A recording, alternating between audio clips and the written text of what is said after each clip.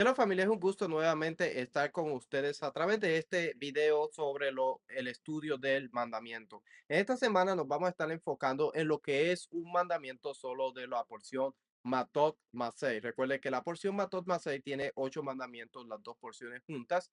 Y recuerde que todo lo que son los grupos, los maestros de los del camino van a estar haciendo o han hecho un video sobre lo que es el mandamiento que le tocó a cada uno de ellos. Así que vaya a lo que es el grupo de los del camino para que pueda ver la perspectiva de cada uno de los mandamientos y la legalidad bíblica. También puede ir a lo que es tesorosdeltemplo.com, donde puede encontrar información sobre los mandamientos de la semana y también las porciones semanales.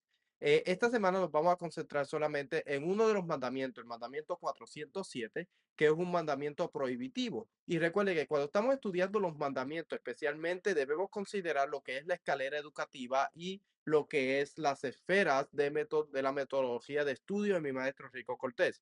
Porque esta semana, por ejemplo, nos vamos a concentrar en el estudio utilizando lo que es la legalidad bíblica y lo que es el contexto cultural de Antiguo Medio Oriente, especialmente cuando nosotros estamos estudiando algunas partes en la Biblia, como por ejemplo este mandamiento, el mandamiento 407, que nos habla de no profanar su palabra.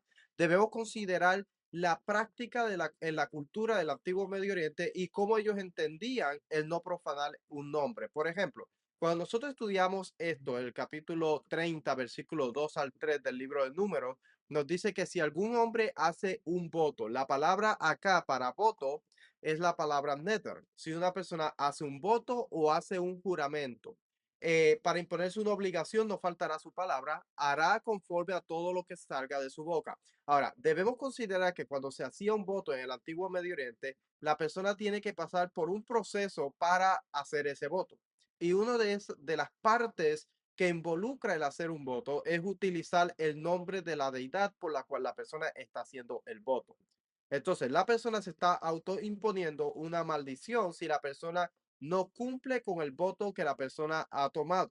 Y eso es bien importante que nosotros consideremos cuando estamos estudiando la palabra nether. Por ejemplo, dice, uno transgrede, la esencia está prohibido quebrantar la palabra en los votos hechos. O sea que una persona no puede retractarse una vez ha hecho un voto. Las leyes es que uno transgrede este mandamiento solo si usa la expresión nether. Por ejemplo, hay unas palabras que vamos a encontrar que Yeshua está hablando en el libro de Marcos, capítulo 7, versículo del 9 al 13, que está hablando de una situación que está pasando en el primer siglo y están utilizando la palabra nether o la palabra corbán. Habían unas expresiones que ellos podían decir corbán o podían usar la palabra nether y significaba que ellos estaban haciendo un voto y estaban dedicando algo a lo que es la esfera del templo. Recuerde que una persona que dedica algo a Dios tiene que ver con la esfera de los espacios sagrados. Ahora sale de la jurisdicción de esa persona y ahora está consagrado al espacio sagrado y la persona no puede tomar eso que ha consagrado a Dios y utilizarlo para otra cosa. Se convierte en algo con un término legal que es jerem, consagrado para Dios. Entonces la persona ya no puede hacer uso ni obtener un beneficio de eso que la persona ha separado para Dios. Por eso se hace el voto. Entonces, aquí estamos viendo la situación de lo que es el libro de Marcos, que está hablando de la situación que estaba pasando, que ellos, que estaban haciendo las personas para no ayudar a su familia o al pobre, a la viuda y al huérfano, y están utilizando el vocabulario bíblico para ellos entregar, sacar algo de su ámbito y ponerlo en el ámbito del templo. Dice, versículo 9, también les decía, astutamente violáis el mandamiento de Dios para guardar vuestra tradición, porque Moisés dijo, honra a tu padre y a tu madre, y el que hable mal de su padre y de su madre, que muera. Pero vosotros decís, si un hombre dice al padre o a la madre, cualquier cosa mía con que pudieres beneficiarte es corbán, es decir, ofrenda a Dios. No le dejáis hacer nada en favor de su padre o de su madre, invalidando así la palabra de Dios por vuestra tradición, la cual habéis transmitido y hacéis muchas cosas semejantes a esta. O sea que ellos estaban cogiendo lo que ellos podían utilizar para beneficiar a su padre o a su madre y ellos le están llamando corbán. Al ellos decir corbán es dedicado a el templo. Ahora no pueden hacer nada. Entonces, ¿cómo nosotros podemos considerar lo que es la legalidad en el antiguo Medio Oriente y la Biblia de lo que era un voto. Por ejemplo, Deuteronomio 23, 21 al 23 nos dice, cuando hagas un voto al Señor tu Dios, no tardarás en pagarlo, porque el Señor tu Dios ciertamente te lo reclamará y sería pecado en ti. Sin embargo, si te abstienes de hacer un voto, no sería pecado ante ti. Lo que salga de tus labios, cuidarás de cumplirlo tal como voluntariamente has hecho voto al Señor tu Dios, lo cual has prometido con tu boca. Entonces, hacer un voto en la Biblia lleva las implicaciones de que la persona tiene que cumplirlo y si no lo cumple se convierte en un pecado para esa persona. Recuerden, en el antiguo Medio Oriente, la forma en cómo las personas hacían un voto, tomaban un voto, estaba el nombre de la deidad de por medio. Habían unas maldiciones que la persona se estaba autoimponiendo si no cumplía con esas maldiciones. Por ejemplo, aquí tengo algunos ejemplos de las culturas vecinas.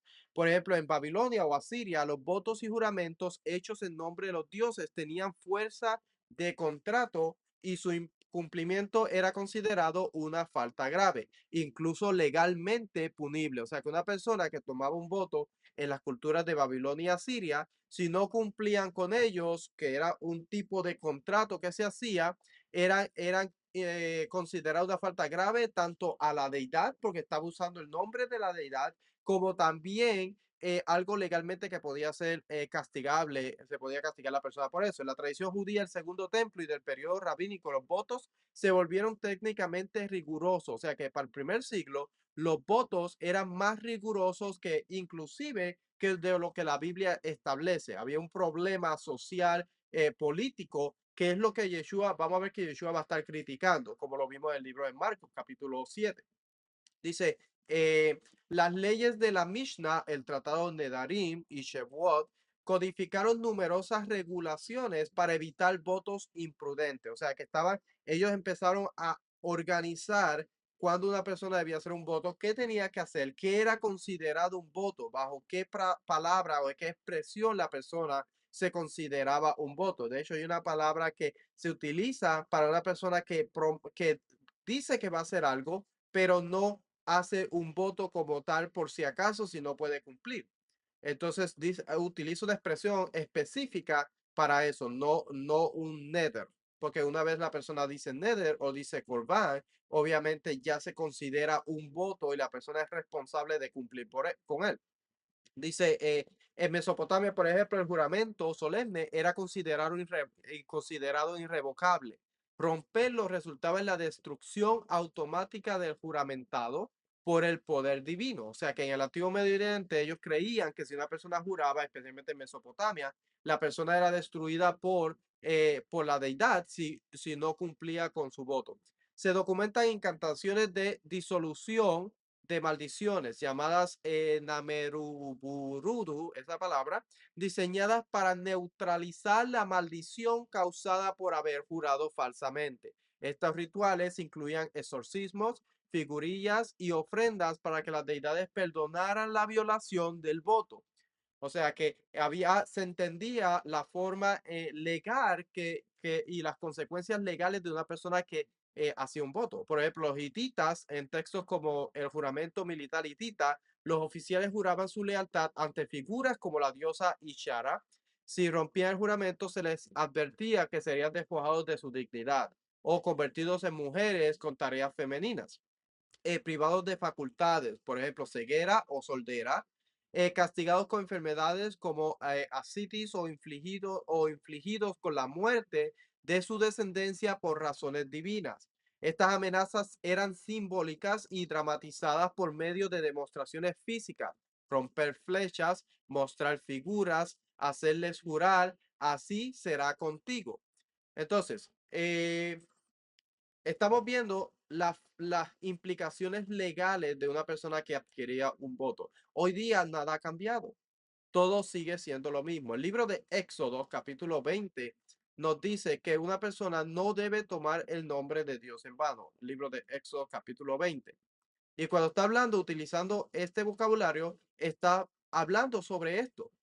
Versículo 7 dice, no tomarás el nombre del Señor tu Dios en vano, porque el Señor no tendrá por inocente al que tome su nombre en vano. Entonces, ¿Qué podemos hacer nosotros hoy día? Bueno, podemos tener mucho cuidado con lo que nosotros, las promesas que nosotros hacemos utilizando el nombre de Dios. Recuerde que si usted hace una promesa a Dios y usted está utilizando el nombre de Dios y no cumple, entonces usted adquiere unas consecuencias porque desde el momento que sale de su boca el voto, como dice en el libro de Deuteronomio, usted se vuelve responsable de cumplir con el voto.